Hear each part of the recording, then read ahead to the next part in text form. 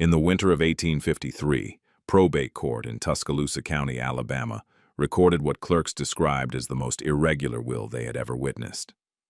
Thomas Ashford Whitmore, heir to 2,400 acres of prime cotton land and patriarch of one of the region's wealthiest families, had died at age 52, leaving behind 5 living siblings, 3 of them destitute, 2 of them desperate. His estate was valued at what would be $18 million today. But here is what made attorneys from 3 counties descend on that courthouse. Thomas left everything to a man named Samuel who had lived the previous 19 years as property on the Whitmore estate.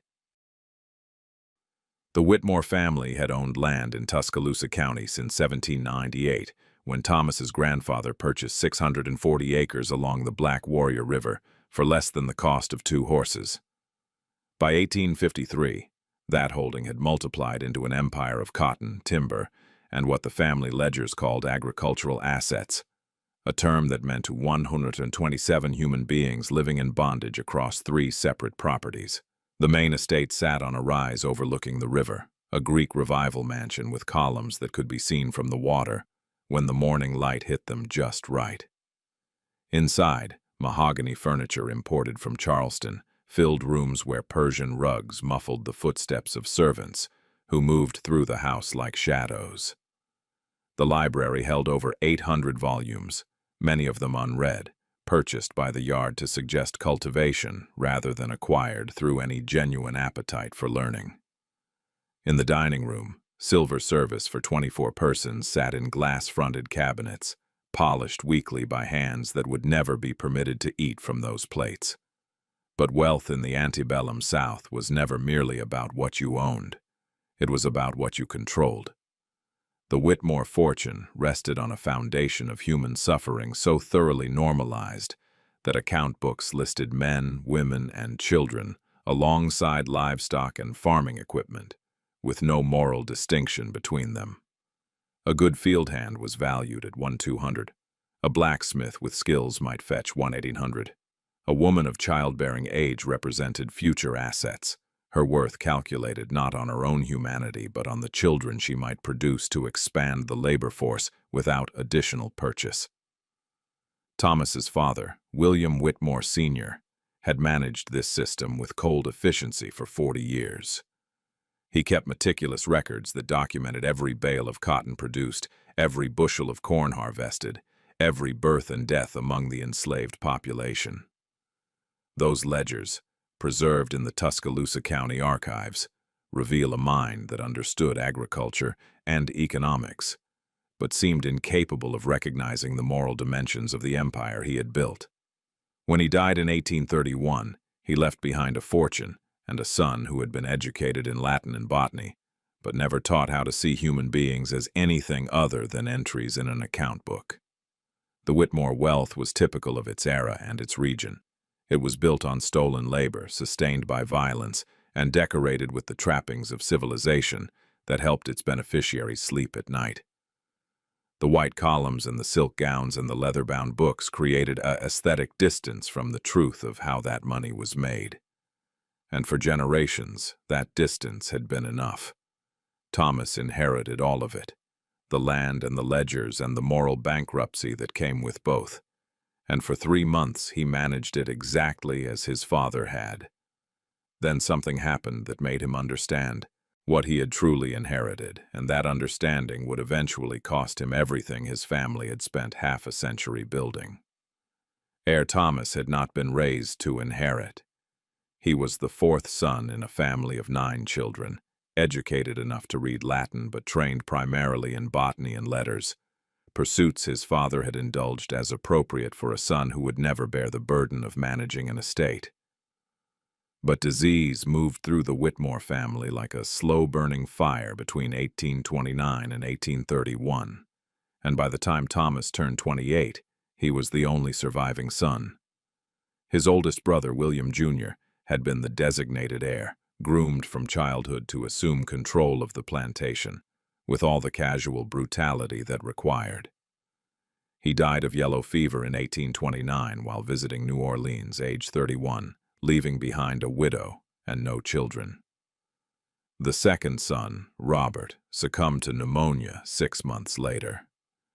He had been the family's intellectual, the one who had actually read the books in the library, and his death was mourned with a sincerity that would not be repeated for the brothers who followed. The third son, Charles, died in a hunting accident in early 1831 under circumstances the family never discussed in detail. There were rumors of gambling debts and a confrontation that had nothing to do with deer or shotguns, but whatever the truth, Charles was buried quickly and quietly.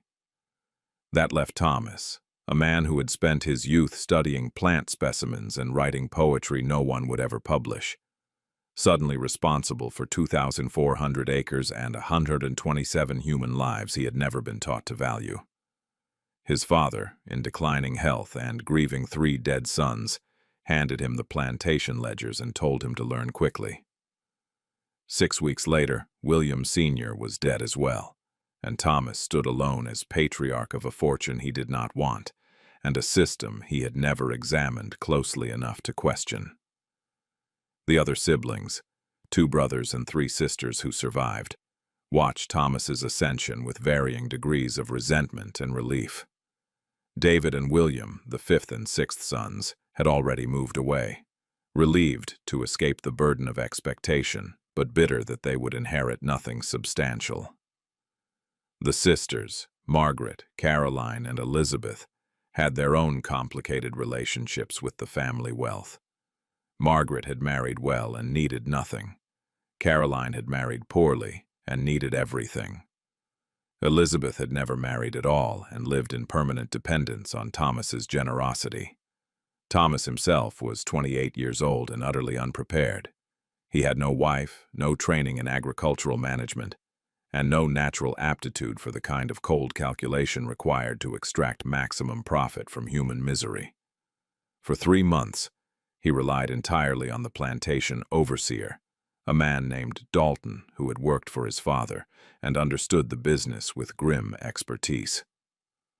Thomas signed what Dalton told him to sign, approved what Dalton told him to approve, and spent his evenings in the library trying to ignore what was happening in the fields.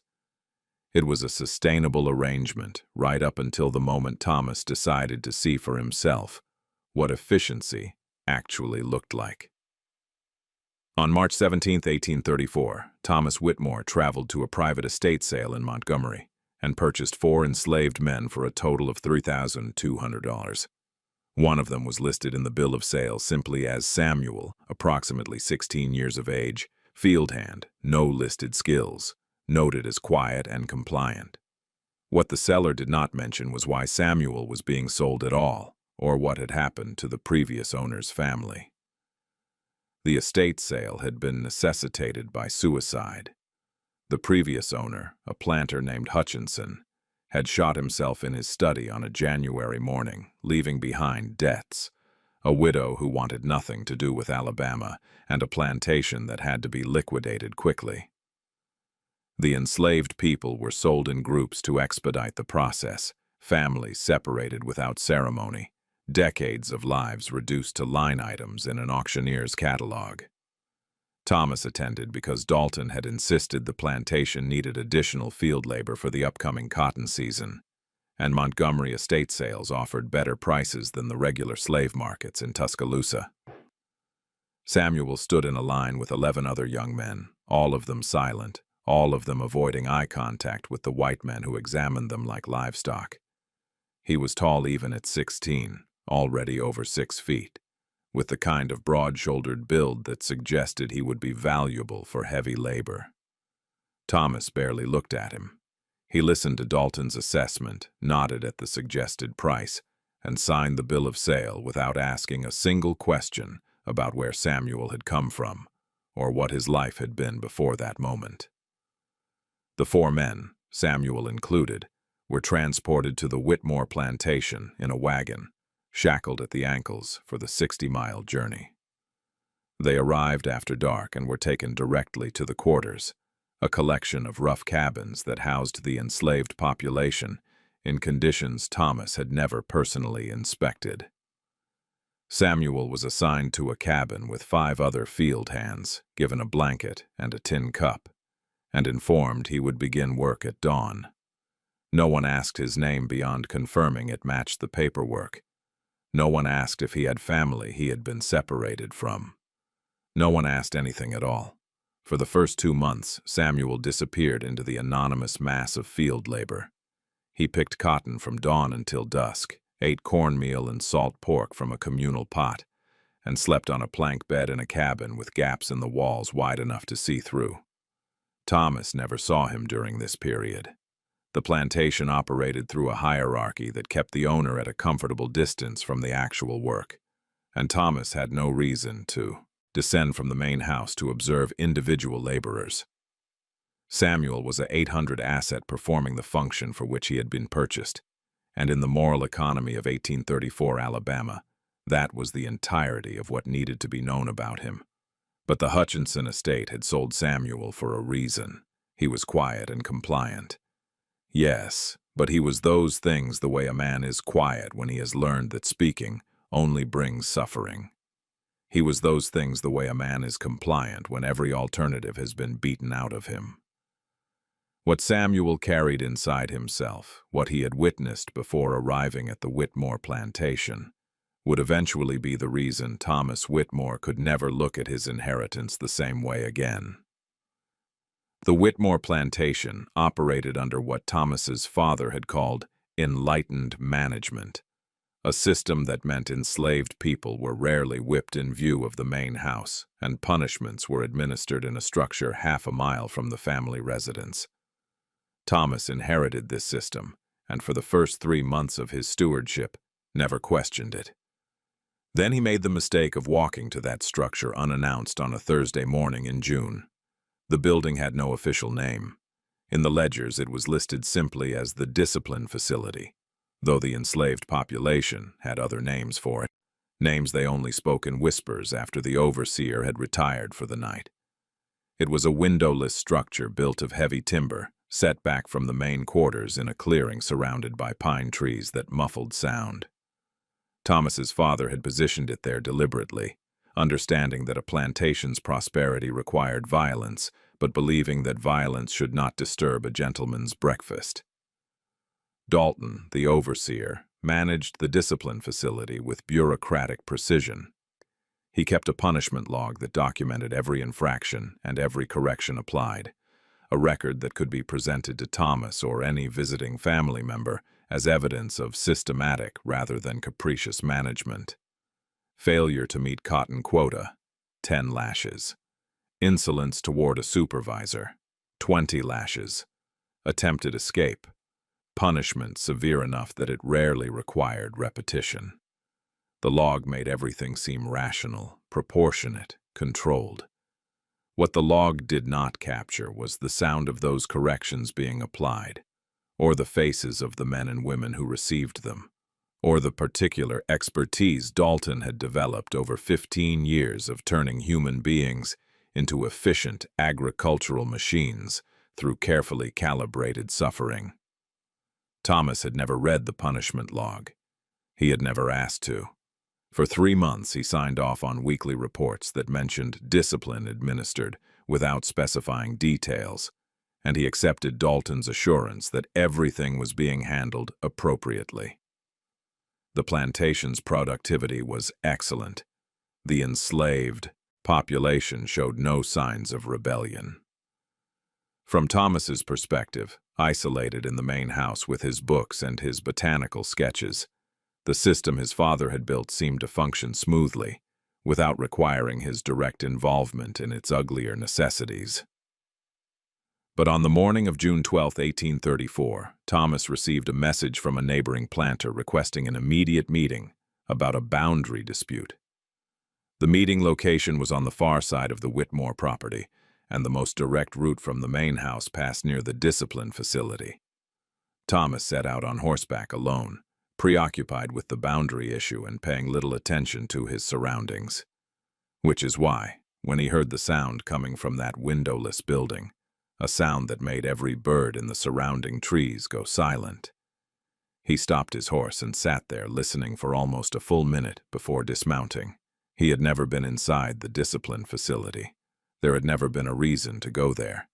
But standing outside it that morning, hearing what was happening inside those walls, Thomas understood for the first time what enlightened management actually meant.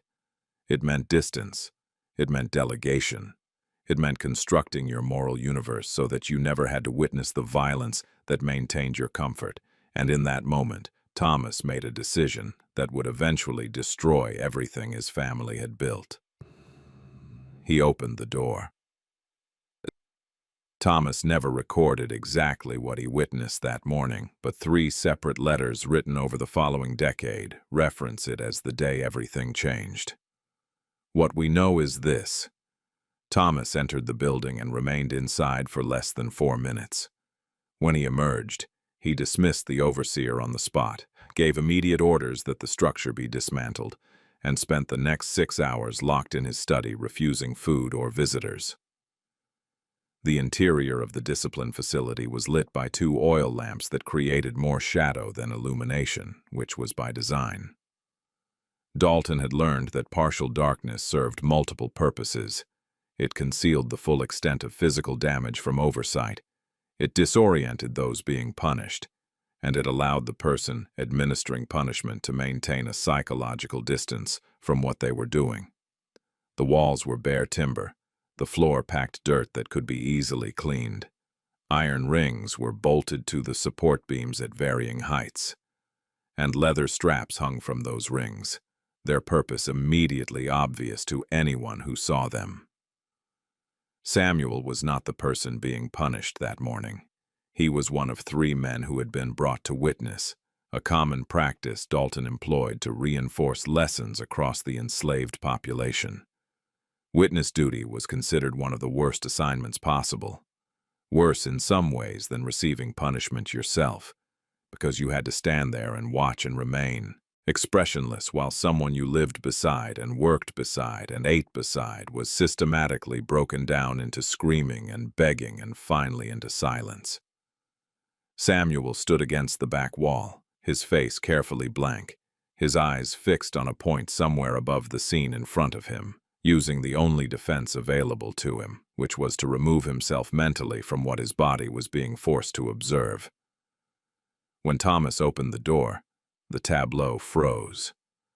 Dalton turned, shock and anger flashing across his face before he could compose it into something more appropriate for addressing the plantation owner.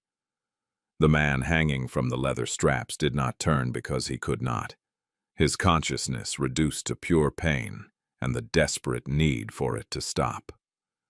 The 3 witnesses, including Samuel, remained motionless, waiting to see what this interruption meant and whether it would make things better or catastrophically worse.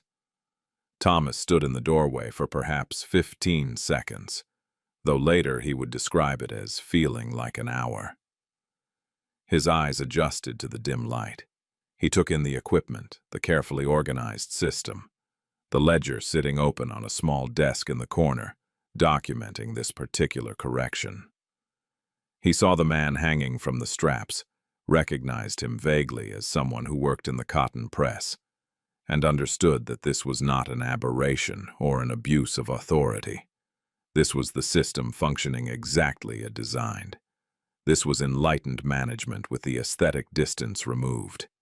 He said one word to Dalton: "Out."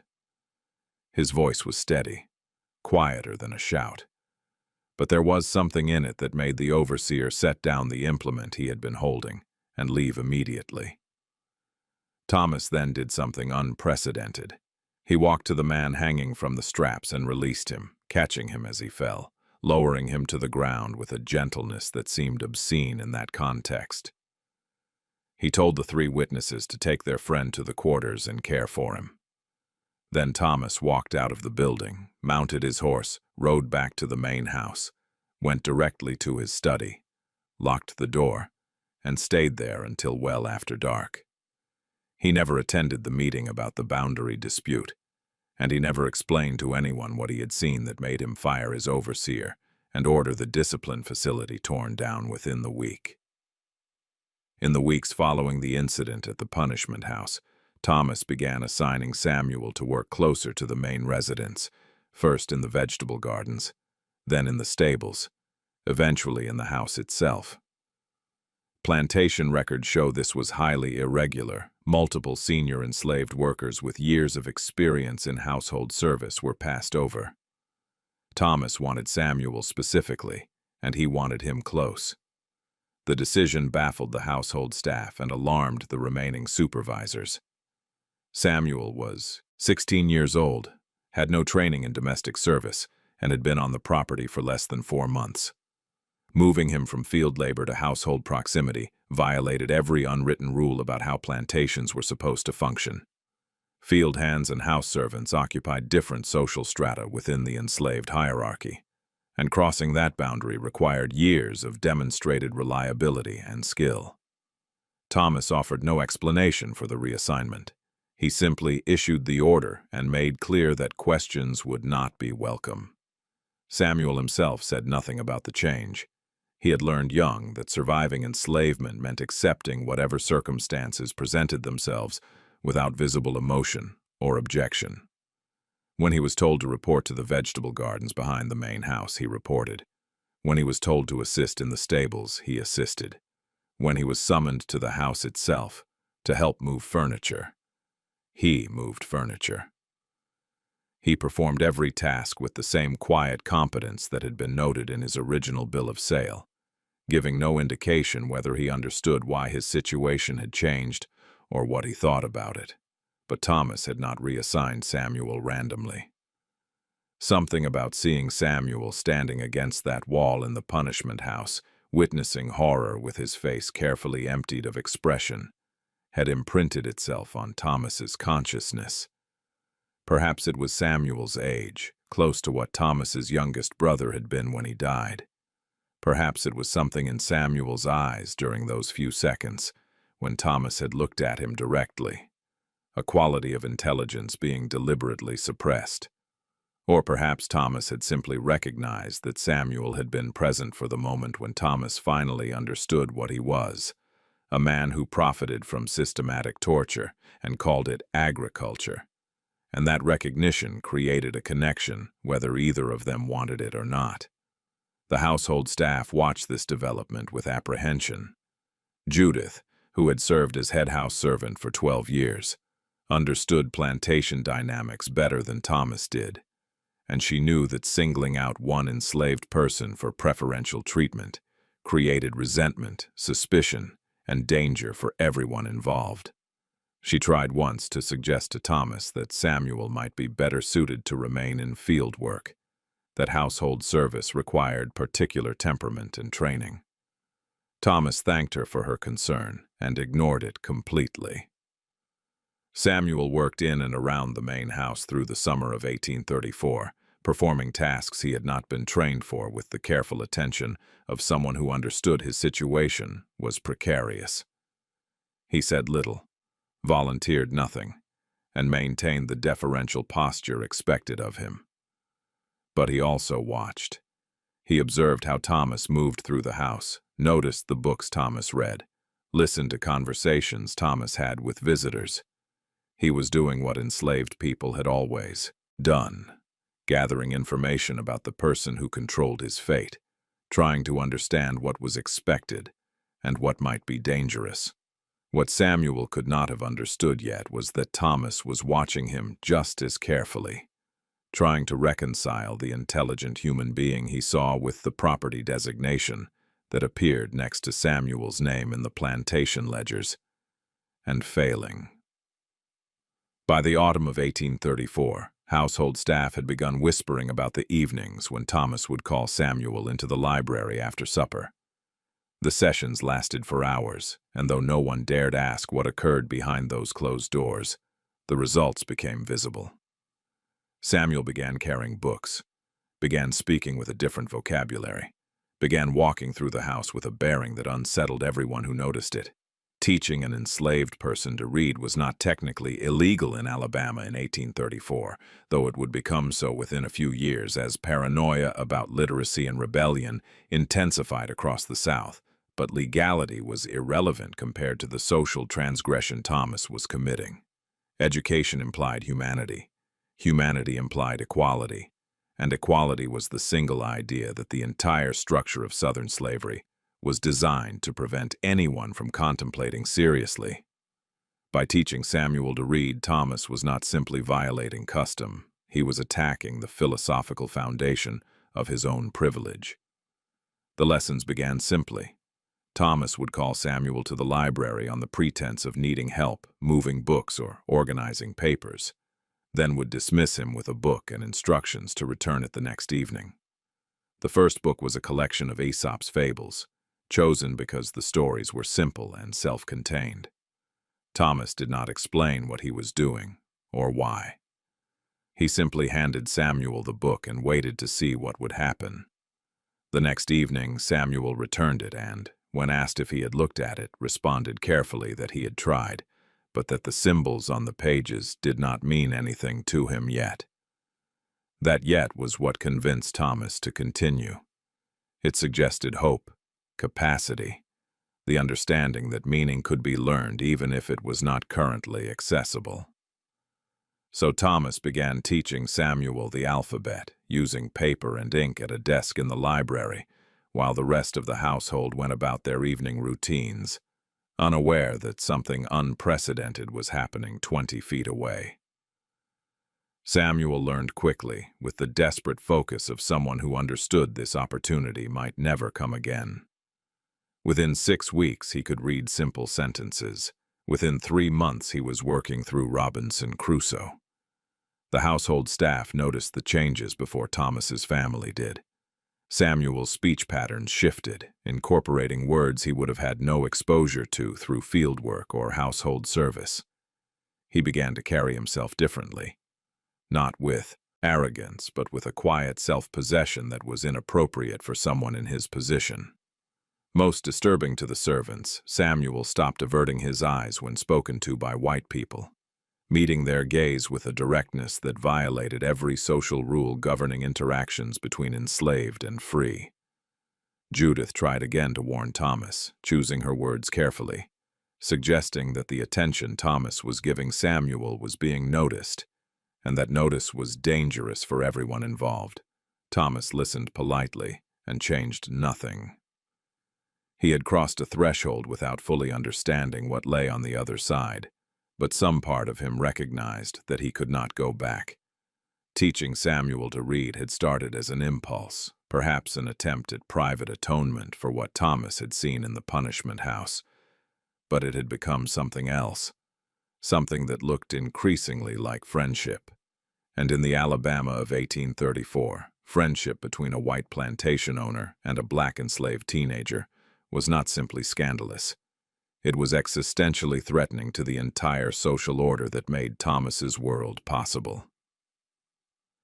Thomas's sisters, Margaret and Caroline, still lived on neighboring properties with their husbands, both men of diminishing fortune who relied on Thomas's periodic financial assistance.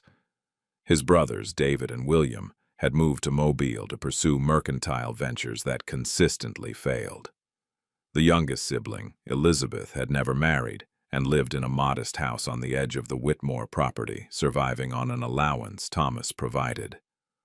All of them watched Thomas's behavior with Samuel with increasing alarm and anger.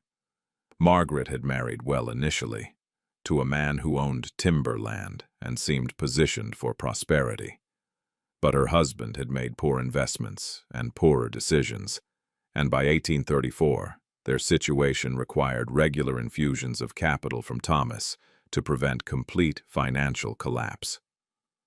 Margaret resented this dependence intensely, resented that her younger brother controlled resources she felt should have been distributed more equitably among the surviving children. When she heard rumors about Thomas spending evenings alone with Samuel in the library, her resentment found a target. Caroline's situation was worse. Her husband had been charming and penniless when she married him, and 15 years later he remained both. They lived in a deteriorating house on land they did not own, surviving entirely on the allowance Thomas provided quarterly.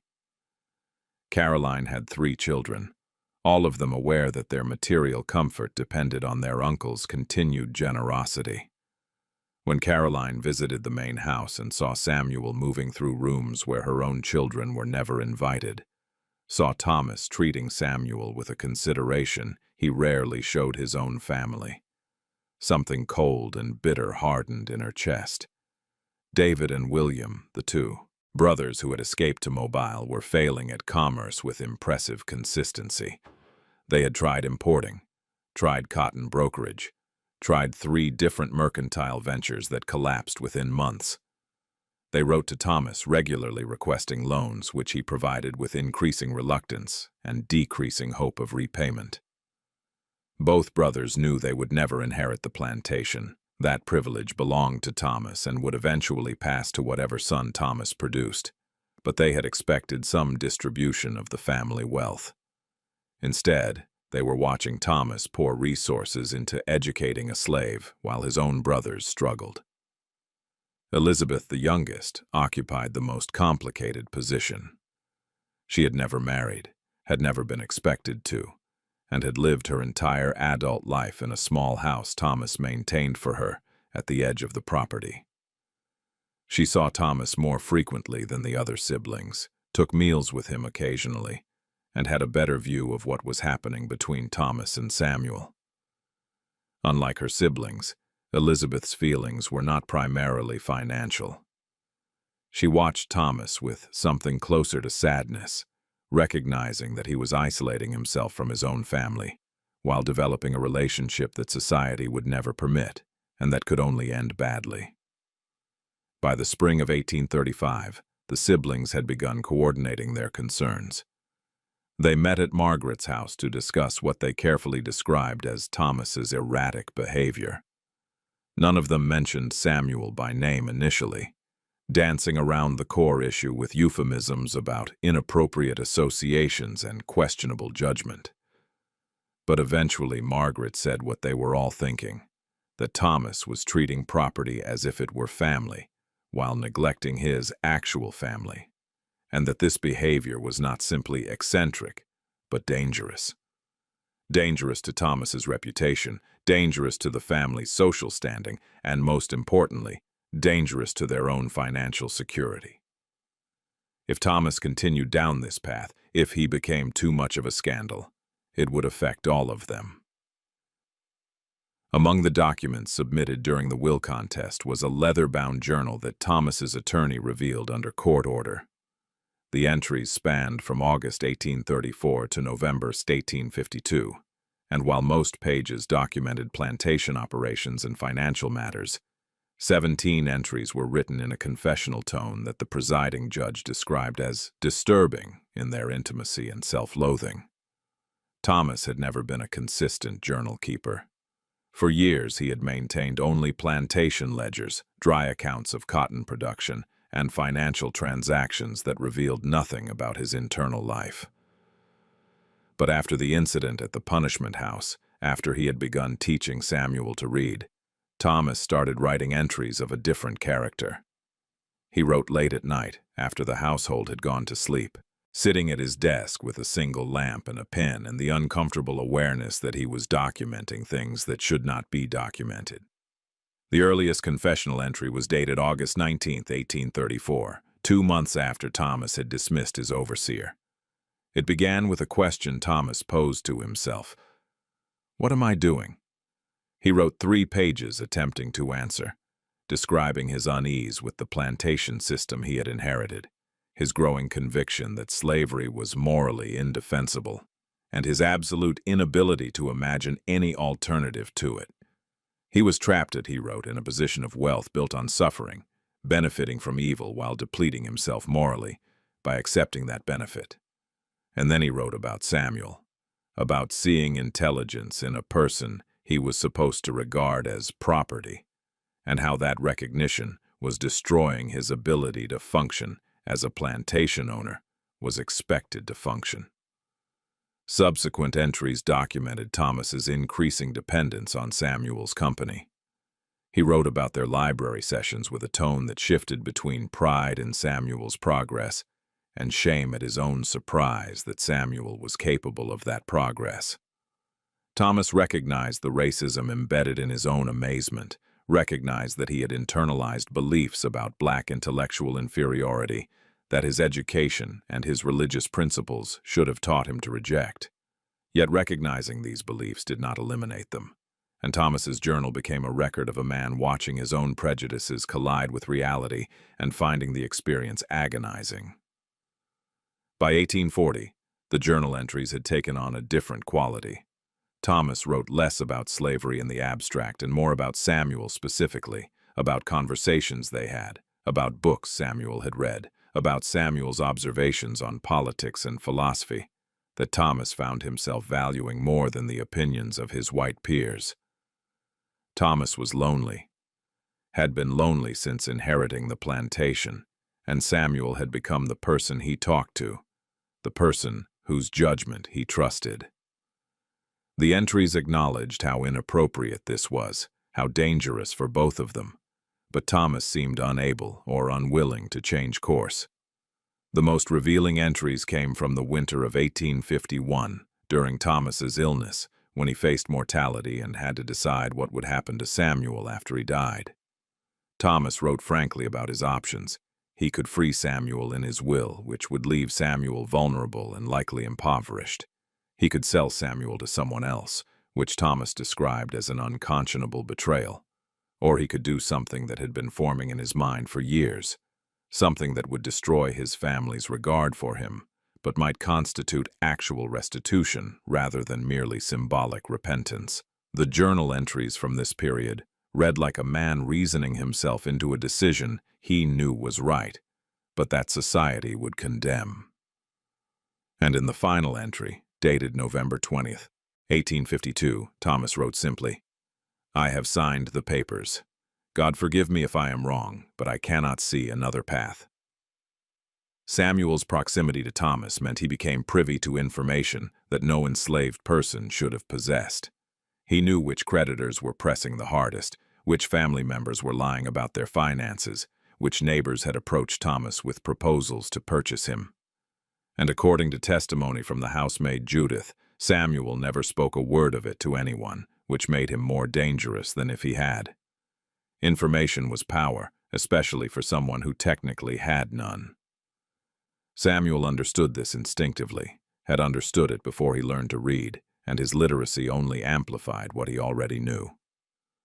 He was present in the library when Thomas reviewed financial correspondence. He was in the house when Thomas's siblings visited to request money. He was within earshot when Thomas met with his attorney to discuss legal matters that were supposed to remain confidential. And because Samuel had mastered the art of seeming invisible, of standing quietly in a corner while white people talked as if he were furniture, he accumulated knowledge that would have been valuable to any number of people who would have paid well for it. He knew that Margaret's husband was not merely struggling but actively bankrupt, kept from complete ruin only by Thomas's monthly payments. He knew that Caroline had written a letter to Thomas's attorney, asking if there was any legal mechanism to have Thomas declared mentally incompetent, so the estate could be administered by someone else, meaning her.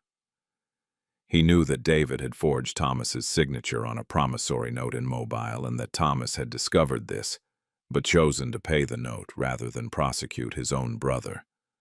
Samuel knew where money was hidden, which assets were mortgaged, and which business relationships were deteriorating.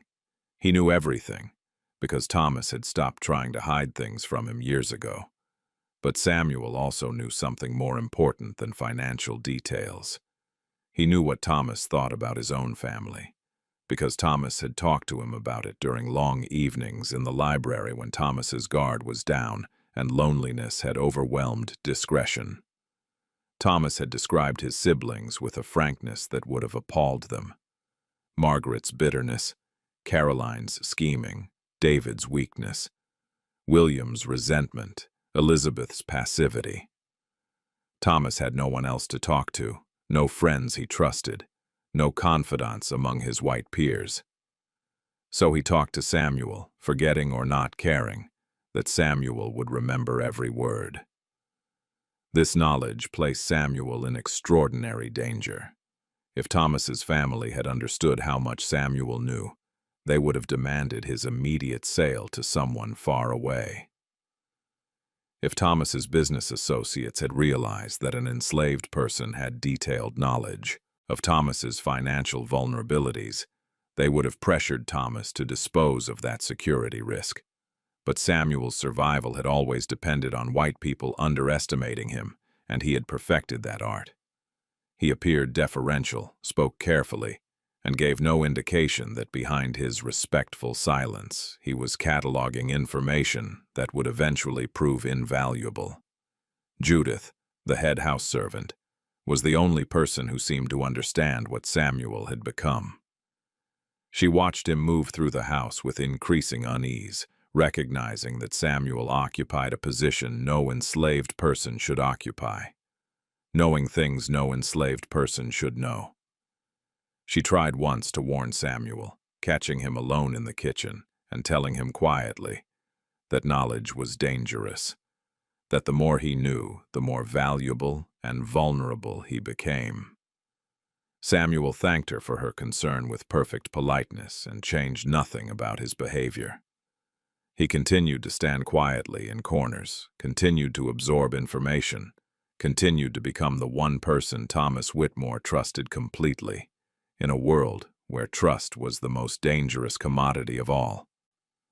In the spring of 1846, during a thunderstorm that knocked out every lamp in the main house, Thomas called Samuel to his study and presented him with manumission papers already signed and notarized.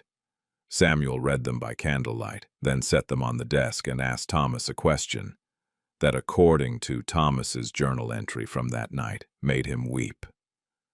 Samuel asked, "And then what happens to me?" The storm had arrived suddenly, the way spring storms did in Alabama, turning afternoon into premature darkness and filling the house with the sound of rain hammering against windows and wind tearing at the roof. Thomas had been sitting in his study reviewing accounts when the lamps went out, leaving him in darkness broken only by occasional lightning flashes. He had called for Samuel not because he needed anything specific, but because he had made a decision weeks earlier, and the storm somehow felt like the right moment to act on it. Samuel arrived with a candle, his shadow enormous on the study walls as he crossed to where Thomas sat. Thomas told him to close the door, to sit down, that there was something important to discuss. Then Thomas produced the papers from his desk drawer, papers he had commissioned from his attorney 3 months earlier and had been carrying with him like a guilty secret ever since. The documents were legal, properly executed, and would grant Samuel immediate freedom under Alabama law. Thomas slid them across the desk and told Samuel to read them carefully. Samuel read slowly, his finger tracing each line, the candle flame reflecting in his eyes.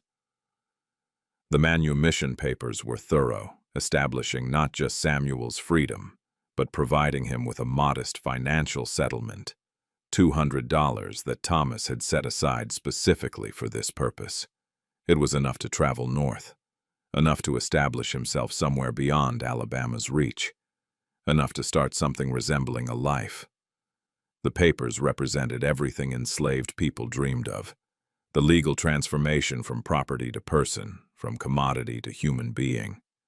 And Samuel read them all the way through, then set them on the desk and looked at Thomas with an expression that was impossible to read. The question Samuel asked was not what Thomas had expected. Thomas had anticipated gratitude, perhaps tears, maybe even anger that this gift had taken 12 years to arrive. What he got instead was a question that exposed how little Thomas understood about what freedom actually meant in 1846 Alabama for a black man with no family, no connections, and a white man's education that would mark him as dangerous to every slaveholder within 100 miles. Samuel asked what would happen to him if he took those papers. Where would he go? What would he do? How would he survive in a society that had no place for him except as property? Thomas had no good answers. He stammered something about the North, about Ohio, or Pennsylvania, where Samuel could live more safely, about opportunities that sounded hollow, even as he spoke them. And Samuel listened politely, then asked another question that struck even deeper. He asked if Thomas thought freeing him would erase what had been done. If signing papers could transform 12 years of bondage into something morally acceptable. If Thomas was offering freedom because Samuel deserved it, or because Thomas needed to feel better about himself. Thomas's journal entry from that night recorded his response with painful honesty. He wrote that he wept because Samuel was right, that the manumission papers were as much about Thomas's conscience as Samuel's freedom, and that he had never felt more ashamed. The papers remained on the desk between them, unsigned by Samuel, while the storm raged outside and the candle burned lower. And when Samuel finally spoke again, what he said would shape everything that followed. Freedom in 1846. Alabama meant poverty, constant danger, and the perpetual threat of being kidnapped and re-enslaved. Samuel understood this with a clarity that Thomas, for all his education, had never fully grasped. More than that, Samuel had come to understand that he possessed something more valuable than legal freedom. He possessed knowledge, proximity, and Thomas's inexplicable dependence on him. Samuel had spent 12 years watching how power functioned in the world Thomas inhabited. He had seen white men with legal freedom starve because they lacked resources. He had watched free black people in Tuscaloosa live in constant fear, subject to harassment and violence and arbitrary laws designed to make freedom meaningless. He understood that the manumission papers Thomas offered would make him legally free but practically vulnerable in ways that his current position, however morally repugnant, did not. As Thomas's property, Samuel had a certain protection. He lived in the main house now, ate better food than most free black people in Alabama could access, and had gained an education that would have been impossible if he had been born free in the South. More importantly, he had become essential to Thomas in ways that transcended the legal categories of enslaved and free. Thomas relied on him for companionship, for intellectual conversation, for emotional support that Thomas's own family did not provide. That dependence was its own form of power, fragile and strange but real. Samuel explained this to Thomas carefully, choosing his words with the precision of someone who had learned that everything he said to a white man could be misinterpreted or weaponized. He said that he appreciated what Thomas was offering, but that he needed Thomas to understand what accepting it would mean. It would mean leaving the only home he had known for 12 years. It would mean traveling to a part of the country where he knew no one and had no resources beyond $200 that would disappear quickly. It would mean living every day with the fear that someone would decide his papers were forged and sell him back into slavery. A common enough occurrence that every free black person carried that terror constantly. And then Samuel said something that made the true dynamics between them explicit for the first time. He said that he knew things about Thomas and his families and his business that made him valuable in ways that had nothing to do with field labor or household service. He knew where money was hidden and where debts were buried.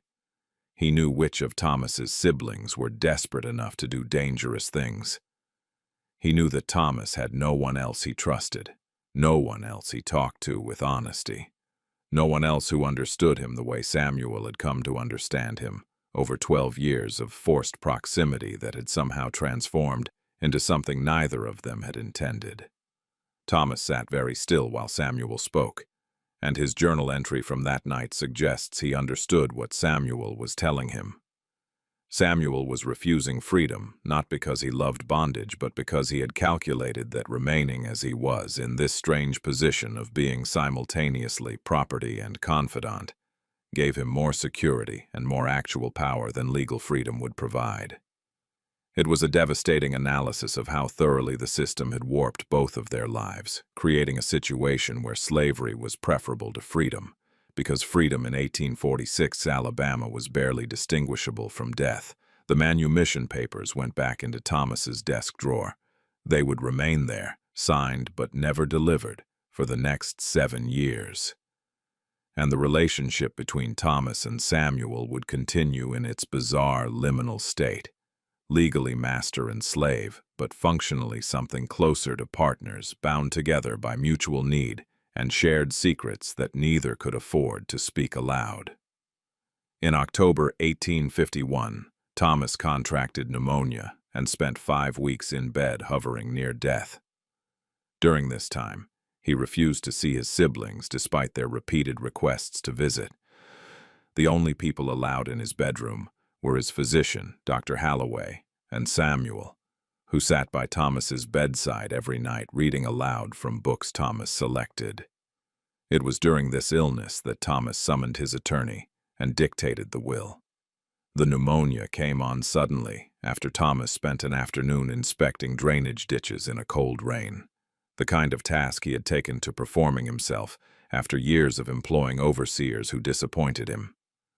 By evening he was feverish, by morning he could barely breathe, and by the third day, Dr. Halloway was speaking in the careful tones physicians use when they believe death is likely. Thomas's siblings received word that he was gravely ill and immediately began making arrangements to visit, Margaret and Caroline preparing to travel from their respective properties. David and William booking passage from Mobile. Thomas refused to see any of them. He instructed the household staff to turn his siblings away at the door, claiming he was too weak for visitors, though he spent hours each day conscious enough to conduct business. The real reason, which became clear later, was that Thomas knew exactly what his siblings wanted. They wanted to be present when he died, wanted to ensure they had some claim to the estate, wanted to prevent any last-minute changes to inheritance arrangements. Thomas understood their desperation and their greed, and he had no intention of giving them the opportunity to manipulate him in his weakened state.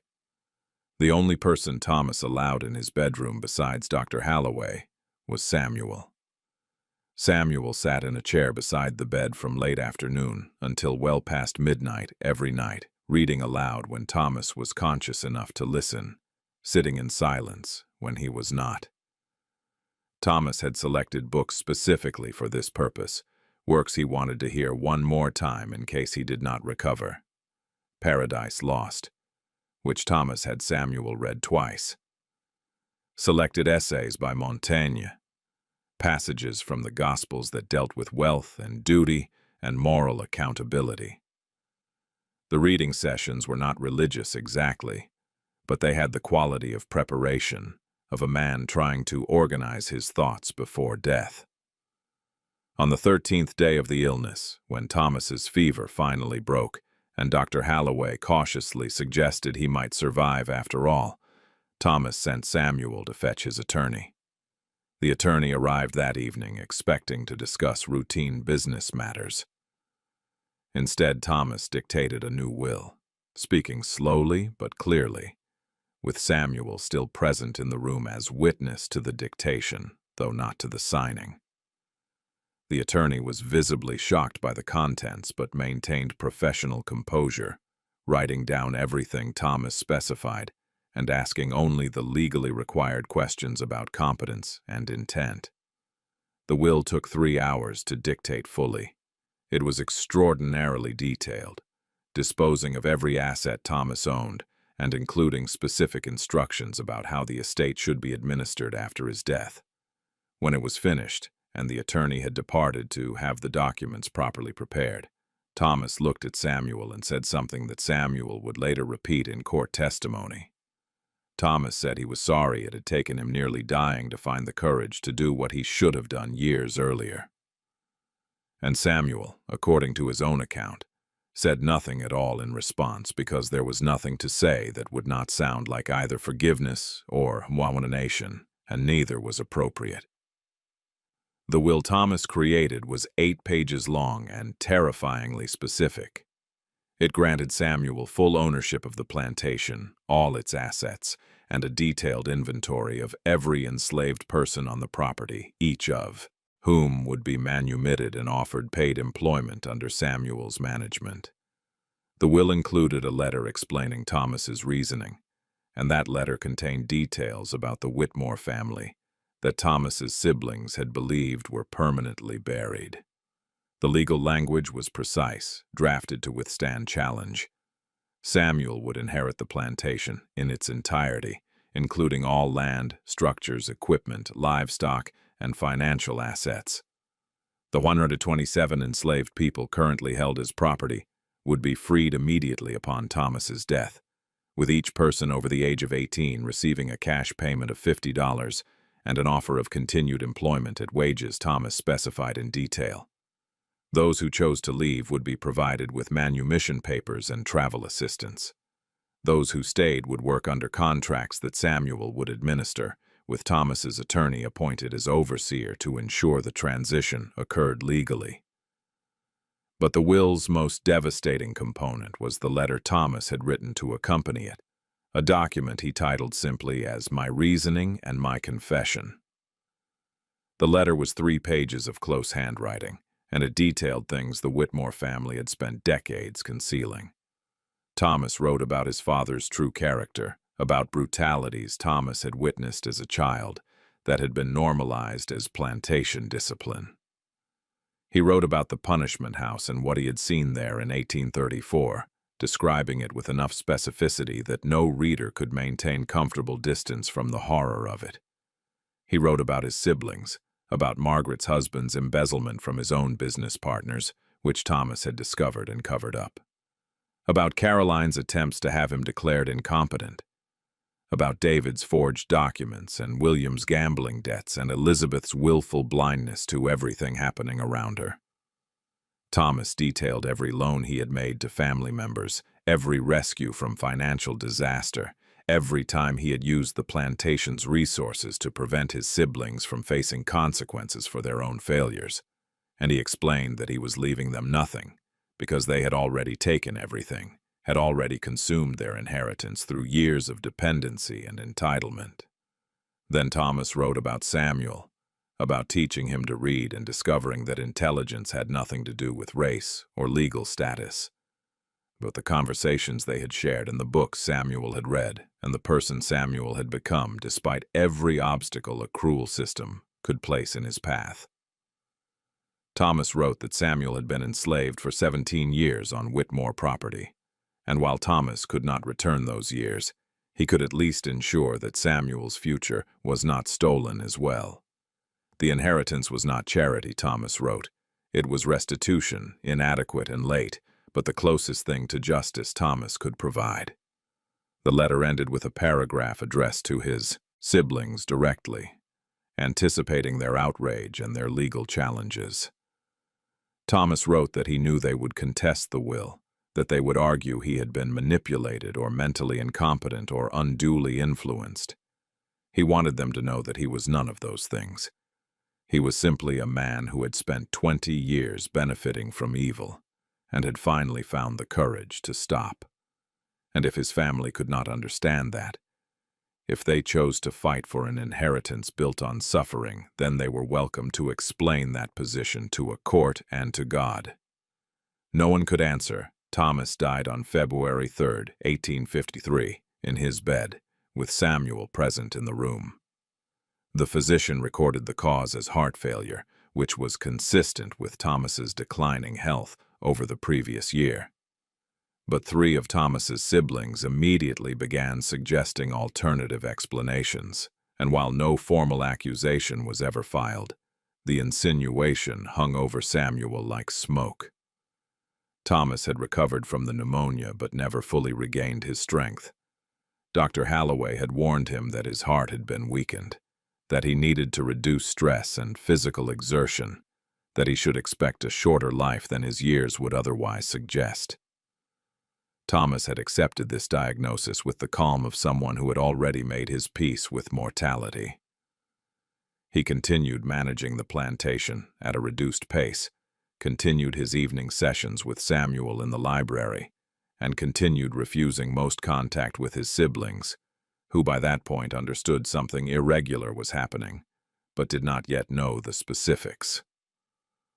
On February 2nd, Thomas had conducted normal business during the day, meeting with his cotton broker and reviewing financial records. He dined alone, as had become his habit, though Samuel joined him afterward for their usual evening in the library. They discussed a book Samuel had been reading, some political treatise about property rights that Thomas found grimly amusing, given their circumstances. Thomas retired around 10 o'clock, complaining of tiredness but showing no signs of acute distress.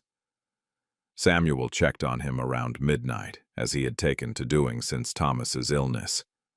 He found Thomas awake, sitting up in bed, breathing with some difficulty.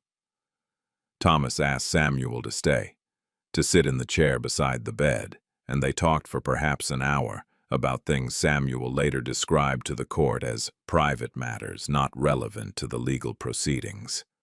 Around 1 in the morning, Thomas's breathing became more labored. Samuel asked if he should fetch Dr. Halloway. Thomas said no, that there was no point, that he knew what was happening and preferred to face it without medical interference. Thomas died at approximately 2:30 in the morning, conscious until nearly the end, with Samuel holding his hand in violation of every social norm that governed such intimate contact between white and black, enslaved and free. Samuel remained in the room until dawn, then informed the household staff and sent for Dr. Halloway, who arrived to confirm what was already obvious. Thomas Whitmore was dead at age 52, and the legal chaos he had engineered was about to begin. The siblings arrived within days, black clothing and concerned expressions masking their primary concern, which was the disposition of the estate. They expected to learn about funeral arrangements and inheritance distribution through Thomas's attorney. What they learned instead was that Thomas had left them nothing, had given everything to an enslaved man they barely remembered, and had documented his reasons in a letter that exposed family secrets they had believed safely buried. Margaret fainted when the attorney read the relevant portions of the will. Caroline began screaming about forgery and manipulation. David and William immediately threatened legal action. But underneath the outrage was a darker insinuation, one the siblings were too careful to state explicitly, but that spread through courthouse gossip within days. Samuel had been alone with Thomas when he died. Thomas had been in relatively stable health and died suddenly. Samuel stood to inherit millions. The suggestion was clear even if the accusation remained unspoken. And Samuel, who had survived 17 years of bondage by understanding exactly how dangerous it was when white people started asking questions about dead white men, said nothing at all. The will contest began in April 1853 and consumed 6 years, 3 attorneys, and court proceedings that generated over 2,000 pages of testimony and documentation. The Whitmore siblings argued that Thomas had been unduly influenced, mentally incompetent, and subject to coercion. Samuel, represented by a white attorney Thomas had paid in advance, said nothing publicly throughout the entire ordeal. The case was assigned to Judge Morrison Caldwell, a man in his 60s who had overseen probate matters in Tuscaloosa County for nearly 30 years.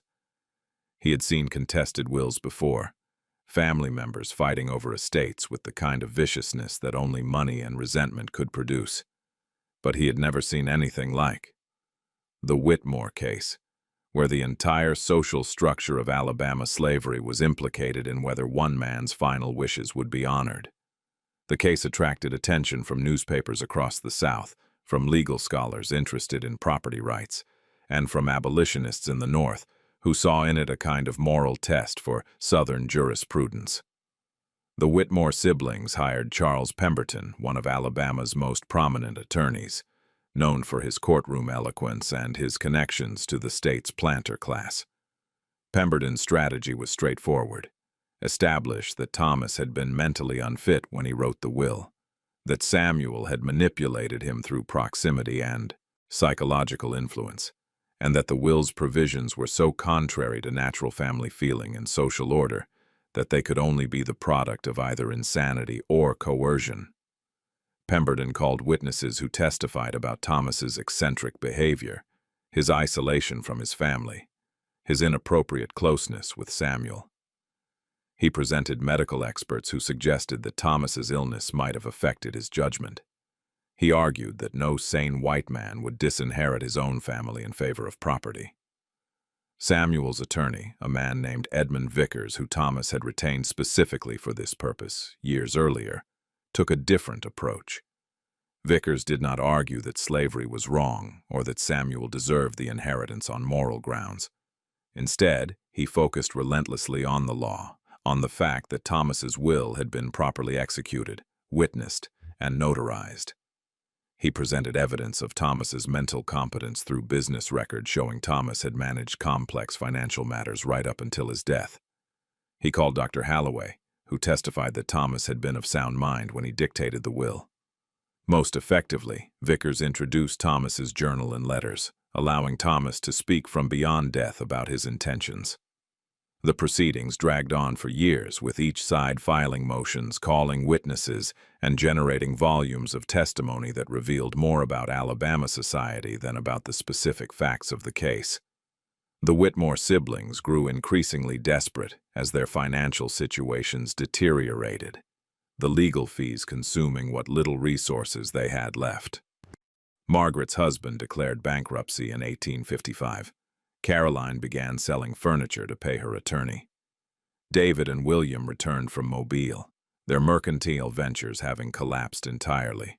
Throughout all of this, Samuel remained silent. He attended every court session, sitting in the section designated for black observers, watching white men argue about whether he was human enough to inherit property. He never testified, which was fortunate because Alabama law would not have permitted it anyway. Enslaved people could not testify against white people, and Samuel's legal status remained enslaved until the will was validated. He existed in a strange limbo, neither fully enslaved nor free, his future dependent on whether a white judge would honor a dead white man's wishes or bow to the living white family, demanding what they considered their rightful inheritance. In a highly irregular move, the judge allowed depositions from 7 enslaved people from the Whitmore plantation, taken privately and sealed from public record. Those depositions remained locked in the courthouse vault until 1923, when a historian researching Reconstruction-era property transfers accidentally discovered them. What they revealed about the relationship between Thomas and Samuel contradicted nearly every assumption both legal teams had made. Judge Caldwell understood that the Whitmore case required evidence that could not be obtained through conventional means. White witnesses could testify about what they observed from outside the relationship between Thomas and Samuel, but only the enslaved people who lived in the house had witnessed the actual daily interactions. Alabama law prohibited enslaved people from testifying in court against white people, but depositions were a legal gray area, especially if taken for judicial review rather than public trial.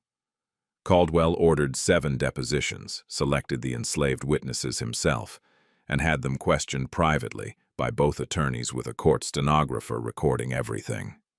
The depositions revealed a portrait of Thomas that contradicted Pemberton's claims of mental incompetence or undue influence.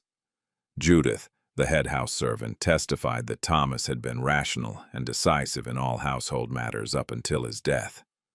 She described his relationship with Samuel as unusual but not characterized by manipulation. Thomas had initiated the education sessions. Thomas had chosen to spend time with Samuel. Thomas had made his own decisions even when they baffled everyone around him. If Samuel had influenced Thomas, Judith said carefully, it was through being someone Thomas enjoyed talking to, not through any pressure or coercion she had witnessed. Other witnesses corroborated this, describing years of evening library sessions that were clearly voluntary on Thomas's part. They testified that Thomas had often defended Samuel when other household staff complained about his elevated status, that Thomas had repeatedly stated his intentions regarding Samuel's future with clarity that suggested deliberation rather than confusion. One witness, a man named Isaac who worked in the stables, testified that he had overheard Thomas talking to his attorney about the will months before his illness, which established that the document was not the product of deathbed delirium, but long-term planning. But the depositions also revealed something more complex about Samuel's position in the household.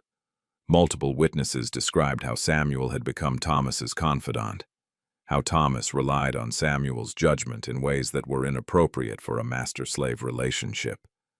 They described instances where Thomas had asked Samuel's opinion on business matters, where Samuel had offered advice that Thomas followed, where the power dynamic between them had shifted in subtle ways that made other enslaved people uncomfortable. Samuel had accumulated influence not through manipulation but through competence, intelligence, and the simple fact that Thomas had no one else to talk to. The most significant deposition came from an elderly woman named Ruth, who had been enslaved on Whitmore property for over 40 years and had known Thomas since childhood. Ruth testified that Thomas had always been different from his father and brothers, that he had been sensitive and troubled by things other white men accepted without question. She described the change in Thomas after the incident at the punishment house, how he had become withdrawn from his family and increasingly focused on Samuel. And then Ruth said something that apparently caused significant discussion among the attorneys. She said that Thomas had told her, years earlier, that he believed God would judge him for the wealth he had inherited, and that he was trying to find a way to make restitution before he died.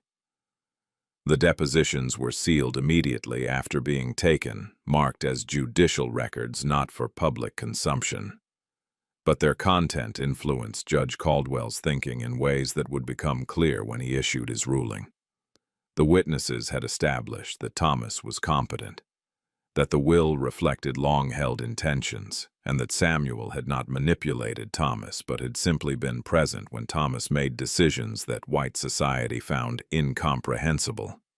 Sometimes the deposition suggested white people did things that contradicted racial orthodoxy, not because they were insane, but because they were trying to be moral in a system built on immorality. On November 12, 1859, the court ruled in favor of Samuel, upholding Thomas's will in its entirety. The decision cited the thoroughness of the will's preparation, the consistency of Thomas's stated intentions over many months, and the testimony of multiple witnesses confirming Thomas's mental competence. The Whitmore siblings were granted no portion of the estate. Samuel took possession of everything 3 weeks later. Judge Caldwell's written opinion was 43 pages long and represented the most careful legal reasoning of his career. He understood that his decision would be controversial, that it would be seen by many as an attack on the social order, and that it needed to be bulletproof from a legal perspective, even if it was indefensible from a social one. Caldwell methodically addressed every argument the Whitmore siblings had raised, dismantling each with citations to Alabama law and established precedent. On the question of mental competence, Caldwell noted that Thomas had managed complex business affairs successfully right up until his death, that multiple witnesses, including his physician, had attested to his sound mind, and that the mere fact of making an unconventional will did not constitute evidence of insanity. Caldwell wrote that if courts could overturn wills simply because their provisions offended social norms, then testamentary freedom would be meaningless, and every estate would be subject to judicial redistribution, according to judges' personal preferences. On the question of undue influence, Caldwell acknowledged that Samuel had enjoyed unusual access to Thomas, but found no evidence of coercion or manipulation. Proximity and companionship did not constitute undue influence under the law. Thomas had been free to choose his associates, free to educate Samuel if he wished, free to value Samuel's company over his family's. That these choices were unusual did not make them legally invalid. Caldwell noted with phrasing that seemed deliberately provocative, that the law could not protect people from their own generosity, even when that generosity was directed toward socially inappropriate recipients.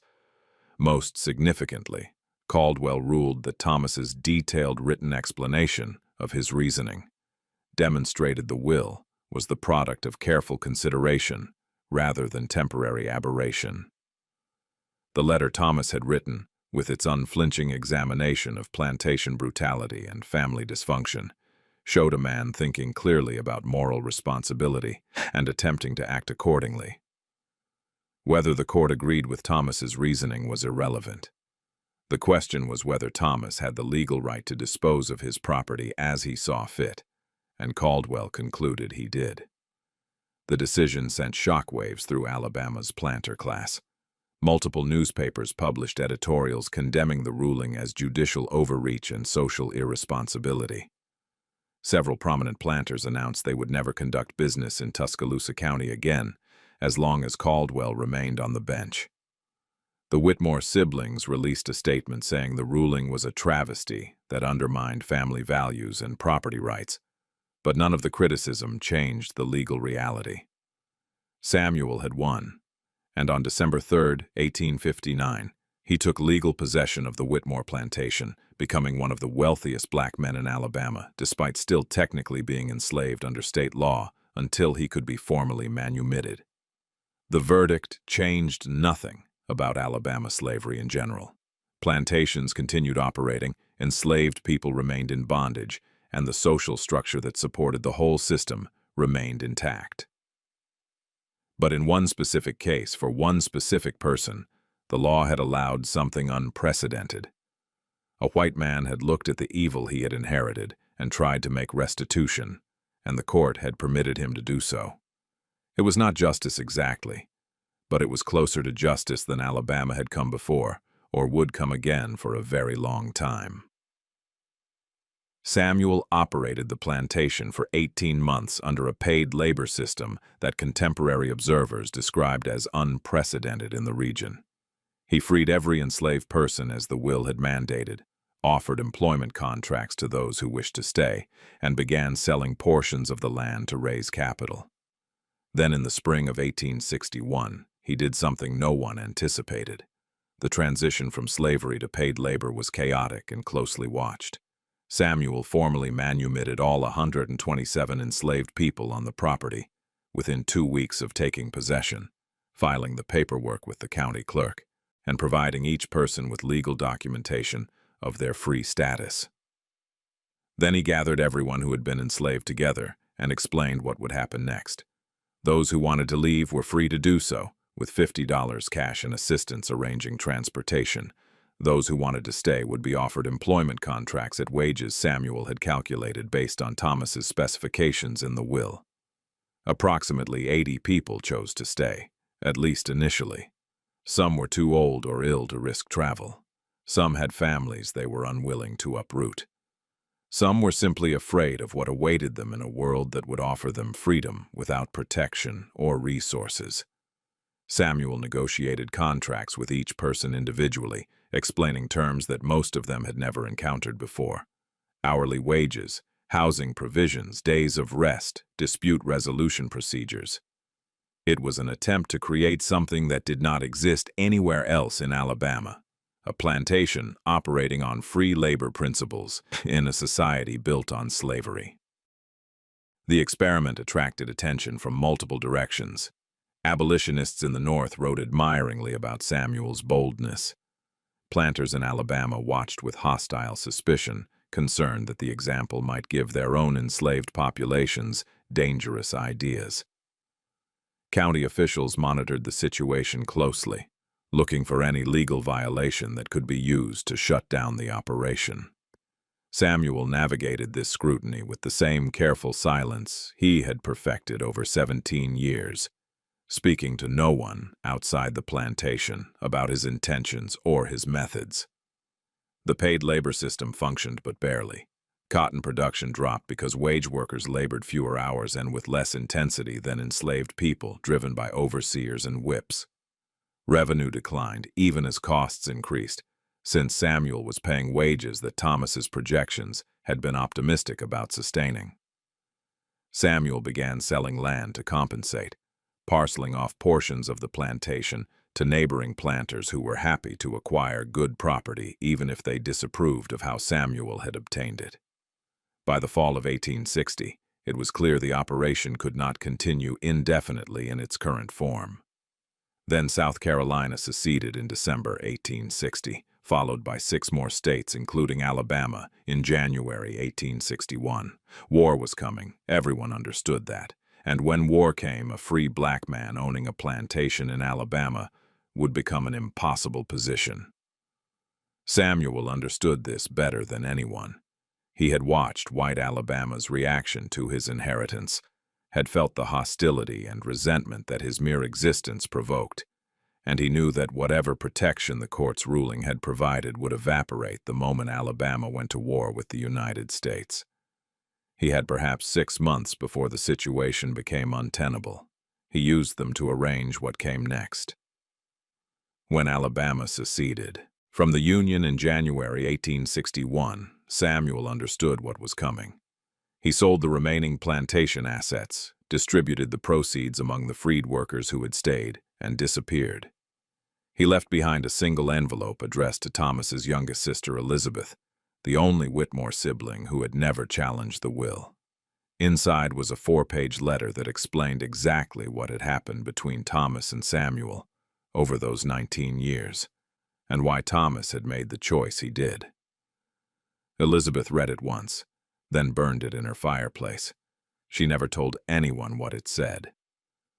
Samuel began liquidating the plantation in February 1861, selling equipment, livestock, and remaining land parcels with speed that suggested urgency rather than profit maximization.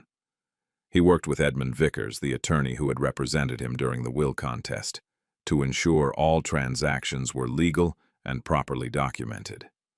By March, the plantation that had been worth over $1 million when Thomas died had been reduced to approximately $200,000 in liquid assets. Samuel distributed $150,000 among the 80 freed workers who had stayed, giving each person enough money to relocate north or establish themselves independently if they chose. The remaining $50,000 he kept for purposes he did not explain. In late March, Samuel informed the workers that the plantation was closing permanently, that they should make arrangements to leave Alabama as quickly as possible, and that he would not be staying either. He provided letters of introduction for those traveling north, helped arrange transportation, and spent 3 days ensuring everyone who wanted to leave had the means to do so. Then on March 28, 1861, Samuel walked away from the property that Thomas Whitmore had given him and disappeared from the historical record. No one ever documented where he went or what happened to him afterward. But before leaving, Samuel wrote a letter to Elizabeth Whitmore, the youngest of Thomas's siblings, and the only one who had not participated in the will contest. Elizabeth had maintained a careful neutrality throughout the legal proceedings, neither supporting Samuel's claim nor joining her siblings' challenge. She had attended Thomas's funeral, had spoken to Samuel briefly afterward, and had returned to her small house on what used to be the edge of Whitmore property, keeping her own counsel about what she thought of her brother's final act. The letter arrived by messenger 2 days after Samuel disappeared. Elizabeth opened it alone in her parlor and read 4 pages written in the educated handwriting that Thomas had taught Samuel starting in 1834. Samuel began by thanking Elizabeth for her neutrality during the court battle, acknowledging that her refusal to join the contest had likely cost her financially, but that he appreciated her fairness. Then he addressed what he understood were her questions about Thomas, about what their relationship had been and why Thomas had made the choice that destroyed his family. Samuel wrote about the day Thomas walked into the punishment house, about how that moment had changed Thomas in ways Thomas never fully articulated to anyone except Samuel. He wrote about the evening library sessions, about the books they read and the conversations they had, and how Thomas had been lonely and seeking some kind of absolution he could never quite achieve. Samuel described Thomas's growing conviction that inheriting a fortune built on slavery was a moral catastrophe he needed to address before death, and how Thomas had considered and rejected various solutions before settling on the will that gave Samuel everything. But the letter's crucial revelation, the part that made Elizabeth burn it immediately after reading, concerned what Thomas had said in his final hours as he lay dying with Samuel beside him.